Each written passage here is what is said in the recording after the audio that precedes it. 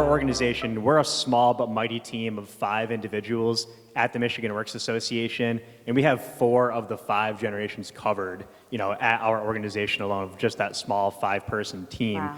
And so for us, we never really have the conversation around, how do we approach Emma being a Gen Zer at the organization. It's really about being intentional in bringing everybody together, like you mentioned, having those in-person conversations, either collectively or one-on-one. And so I strive for that collaborative, partnership type atmosphere that we have at the Michigan Works Association. And it's really a reason why we're able to accomplish so many great things together, because we do encourage that diverse value of perspectives from the different generations, but also our members and our customers and our clients each and every day.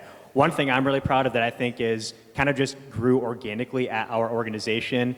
We have a small conference room in our office space, and every Monday we have our staff meetings there. But just by nature of working together, once we're done with the staff meeting, everybody doesn't just go back to their own individual offices. We all sit in the conference room every Monday together, and we talk about the issues of the day. We talk about our ongoing challenges or opportunities to continue maximizing growth. And so getting back to your recommendation on having those direct conversations with your team members, that has really paid dividends for our organization to continue building that culture of innovation and collaboration that I'm very proud of. I think our success story has really been 2 years in the running. And so I mentioned that at the Michigan Works Association, we have a total staff of 5. So we have 40% of our staff that's here today from our organization with myself and our Director of Operations, Anissa Mazuka. But really for 2 years now, so we brought our annual conference back in 2022 at Soaring Eagle Casino and Resort. And this is the state's largest workforce development conference. And so for 2020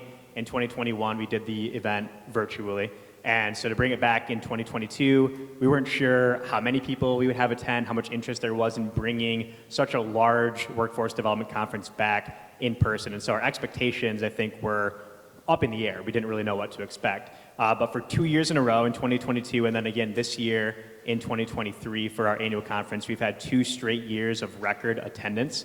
We've also had 2 straight years of record sponsorship and exhibitor revenue coming in for the annual conference. When we're planning these types of events, not only is the workshop content and the keynote speakers important, but people also appreciate the opportunity just to be back in person, networking with one another. And so that's been our success story at the Michigan Works Association. It's really because we have such a dedicated team, especially with Anissa. I think she's the best meeting planner in the entire state, if not the entire country. So Anissa does such an excellent job, supported by our team each and every year. So as the newest member of MPI, I know that we'll continue to reach new heights moving forward for our team, and hopefully we'll continue to share those success stories with all of you in the near future.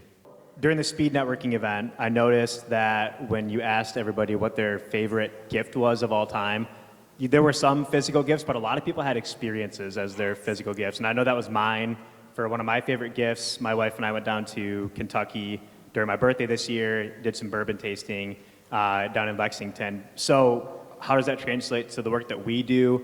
Right, people won't always remember the things that you say to them, but they will remember how you made them feel. And so for meeting planners and event planners, keeping that in mind, that the experience is still of the utmost importance to the work that we do each and every day. If we're focused on that, then I know that we'll continue to have wonderful, memorable experiences for all of our attendees going forward. I love that. Thank you, Ryan. That's a great one.